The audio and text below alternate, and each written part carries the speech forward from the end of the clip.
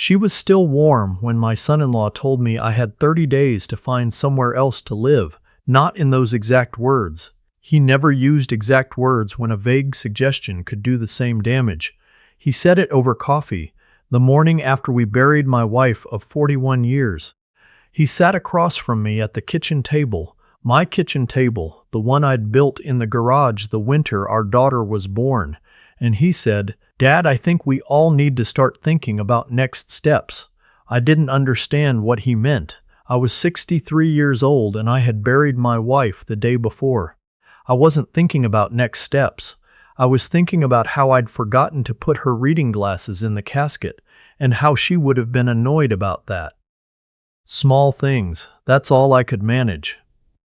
My daughter came in from the hallway. She'd been standing there, I realized. She'd been waiting. "The house, Dad," she said. She didn't sit down. She stood near the counter with her arms crossed, wearing her mother's cardigan, and she said, "Mom left the house to both of us, to me and to you, jointly." "I know that," I said. "So legally, we both have a say in what happens to it." I set my mug down. The coffee was too hot anyway. I'd been holding it just to have something to hold. "What are you saying?" I asked. My son-in-law looked at his phone. My daughter looked at the window. Outside, a crow was sitting on the fence post at the edge of the garden my wife had planted and tended for 15 years, the one with the raised cedar beds I'd built for her after her knees started going. "We want to sell," my daughter said. "We need the equity. Brendan's firm had a rough year and we're behind on our mortgage in Oakville. The house here is worth a lot, Dad. The market's still good in this part of the city." I looked at her. She was 40 years old. I had driven her to figure skating at 5:30 in the morning every Tuesday and Thursday for 6 years. I had taught her to drive in an empty parking lot at Sherway Gardens on a November Sunday. I had walked her down the aisle 7 years ago while her mother cried into a handkerchief on the front pew. "Your mother is 3 days in the ground," I said. "I know, Dad." She said it the way you'd say it to a child who'd made a reasonable but incorrect argument. Patient. Final. "I'm not ready to talk about this." "Okay," said my son-in-law, still looking at his phone. "But the spring market opens in March. That's about 6 weeks." I got up and went to the backyard and stood in the cold for a long time. It was February in Hamilton. The garden was buried under 8 inches of snow. The crow was gone. I stood there until my hands stopped shaking, and then I stood there a little longer. My wife's name was Dorothea. Everyone called her Dot. She'd been a bookkeeper for 30 years at a plumbing supply company on Barton Street, and she was the kind of woman who remembered every birthday, kept every receipt, and wrote thank you notes on actual paper and mailed them. She was meticulous in a way I never was. I'm a retired pipe fitter.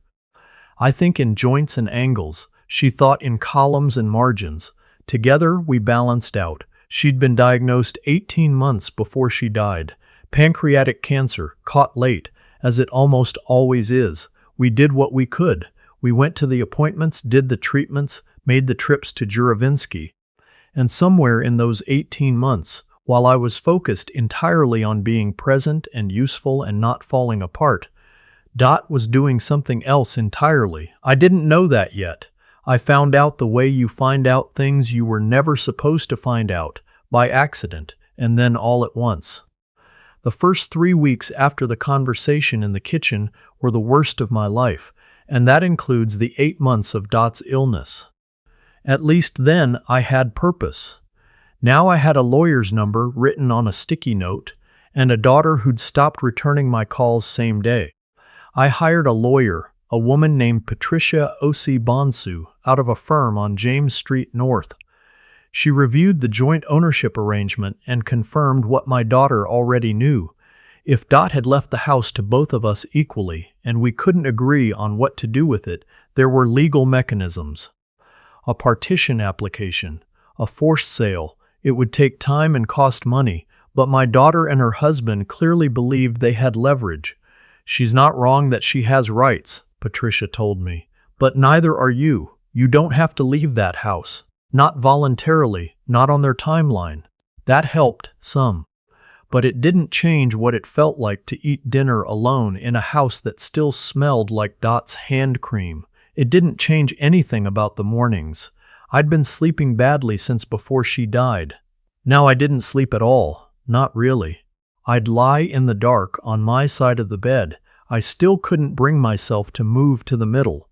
And I'd listen to the house settle and think about things I should have said, things I should have noticed, things I should have done differently.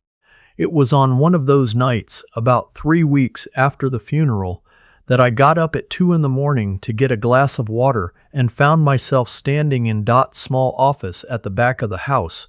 It had been her room, really. Her desk, her filing cabinet, her shelves of binders organized by year going back to 1987.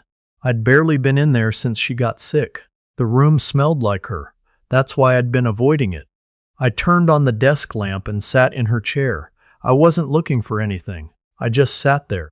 Her reading glasses were on the desk, the ones I'd forgotten for the casket. I picked them up and held them. Then I noticed the envelope. It was tucked under the desk lamp, not hidden exactly, but positioned in a way that suggested it was meant to be found by someone who sat in that chair. My name was on the front, not sweetheart or my love, just my full name, Malcolm. Her handwriting, precise and small the way it always was. I don't know how long I sat there before I opened it. Inside was a single sheet of notepaper and a small metal key on a red ribbon. Malcolm, she wrote, if you're reading this, things have gone the way I was afraid they might. I need you to know that I saw it coming and I did what I could. The key is for a storage locker at Storage Max on Centennial Parkway. Unit 114. The access code for the gate is 7741. Everything you need is inside. I love you. I'm sorry I didn't tell you. I needed you to keep being present with me at the end, and I was afraid this would distract you. Trust what you find. Dottie read it 4 times. Then I turned off the lamp and sat in the dark for a while. In the morning, I drove to Centennial Parkway. The locker was a small one, the kind you'd store a bicycle and some boxes in. The overhead light buzzed when I pulled up the door. It smelled like cold concrete and cardboard. There were 2 plastic tote bins, labeled in Dot's handwriting, a laptop in a padded sleeve, and a binder, thick burgundy, with a strip of white tape on the spine that said, Malcolm, read this first. I took the binder to my truck and sat in the parking lot. The first page was a table of contents. Dot had made a table of contents. I almost smiled. Of course she had. What followed was 23 years of documentation. Not all of it, but the important parts.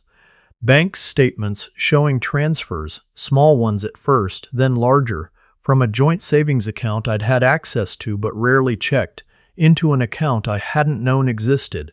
The transfers were authorized by my daughter's signature on forms I'd apparently never seen. There were emails between my daughter and my son-in-law discussing my wife's diagnosis and what it meant for the asset. Her word is in there, my daughter's word, in her own writing, asset, referring to the house. Referring to us, the house we lived in, the house Dot had kept for 41 years. There were also letters. Photocopied letters, the originals clearly filed somewhere else, from a real estate lawyer in Mississauga, advising on how to handle a property when one owner was terminally ill and the surviving co-owner might be, and here is the word they used, managed. That lawyer was hired by my son-in-law. My daughter had signed the retainer. They'd started planning this while Dot was in her 2nd round of chemotherapy. I sat in that truck for a long time. Then I opened the laptop. There was a sticky note on the cover, password, Centennial 117. Dot and her systems. The laptop had a single folder on the desktop called For Malcolm. Inside, 23 video files, dated and labeled. The first one was from April, about 14 months before she died. I clicked it. Dot appeared on screen, sitting at her desk in the back room in the lamplight I'd just been sitting under. She was thinner than I remembered her being that spring. But her eyes were the same. Direct. Clear. Hi, love, she said. I've been doing a lot of thinking and I decided I needed to make these just in case. I've been going through our finances carefully and I found some things that worried me. I'm going to try to explain them in order. I had to pause the video. I sat in the parking lot and breathed for a while. Then I pressed play and I let her talk. She'd noticed the transfers 8 months before her diagnosis. That was the thing I kept circling back to. She'd known something was off before we even knew she was sick. She hadn't said anything because she hadn't been sure, and because she knew my son-in-law had a temper that my daughter had long learned to manage around, and she didn't want to cause a crisis before she had the proof. By the time she got the diagnosis, she had the proof, and then she had to decide what to do with it. Dot was not a dramatic woman. She was practical. She made a plan. She opened a separate savings account in her name only and began quietly moving money back. Not all of it, enough to matter. She consulted, on her own, with Patricia Osi-Bonsu, the same lawyer I'd ended up hiring, because Dot had done her research on estate lawyers in Hamilton and decided Patricia was the best one. She updated her will with Patricia's help, and she documented everything. The transfers, the emails she'd forwarded to herself, the lawyer letters she'd obtained through channels I still don't fully understand, the pattern of what had been happening for 2 decades. 23 videos. She recorded them over 14 months between treatments while I was at the grocery store or in the garage or taking walks I thought were helping me cope. Each one was calm, organized, specific. Dates, amounts, account numbers, names. Her voice was steady in most of them. In a few, it wasn't. In video 11, she paused mid-sentence, looked away from the camera, and was quiet for almost a minute. Then she turned back and said, "I'm sorry, I keep thinking about the garden. I hope you keep up the beds in the back. You always said they were too much work, but I think you'll find they're not. I have kept up the beds. It's the thing I look forward to most in spring." In video 19, near the end, she said, "I don't think she's a bad person, Malcolm. I think she married someone who told her what she wanted to hear and then gradually taught her to want different things. I still love her.